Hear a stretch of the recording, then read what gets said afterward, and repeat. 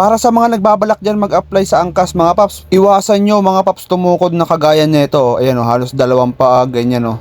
Yan, iwasan nyo yung ganyang klaseng pagtukod mga paps kung gusto nyo talagang makapasa sa angkas. Tara, panoorin natin yung ginawa ni Paps. Para sa mga interesado dyan na maging angkas rider or mag-apply bilang isang MC taxi, mga paps, bago kayo mag-apply o pumunta sa kung saan man kayo mag-a-apply, pag-aralan nyo muna o makibalita muna kayo kung anong style ng format ng kanilang driving skills assessment. Halimbawa dito sa angkas, no? Sa angkas, kung sakali mag-a-apply kayo, may dalawang klaseng format dito mga paps. Itong format na ito, itong pinapanood nyo ngayon, ito ngayon yung hindi available dahil ang ginagamit ngayon na format ay ito.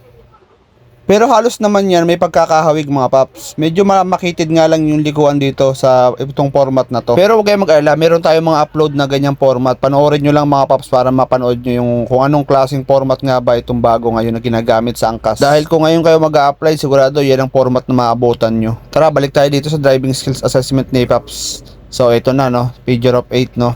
So ipa-exit na siya rito. So ito na nga yung inaantay natin.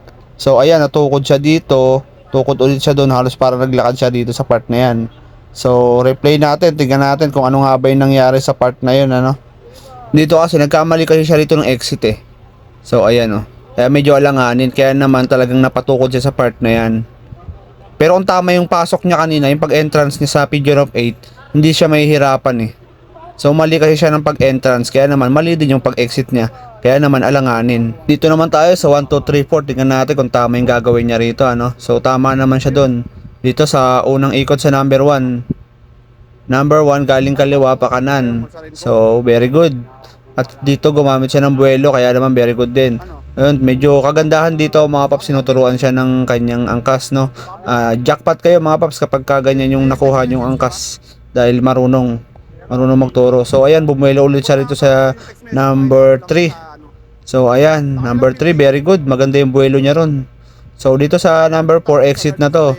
So ayan, very good si Paps dito sa 1, 2, 3, 4. So malaki yung chance pasado na rin to siguro si Paps kung hindi mapapansin yung ano niya, yung ginawa niya sa figure of 8. So ayan, very good siya dito. So yan. Dito naman tayo sa kabila. Ayan, exit na to eh. Ayan, U-turn lang halos yan. Para ka lang nag-U-turn yan sa kalsada. O ayan o. Very good. So yun, hindi siya tumukod-tukod dun, no? Pero okay lang naman tumukod sa part na yun. Kaya lang, mas maganda kung ganyan, no? Ayan, dito na sa banking. Very good to si Paps, no? Marunong naman siya.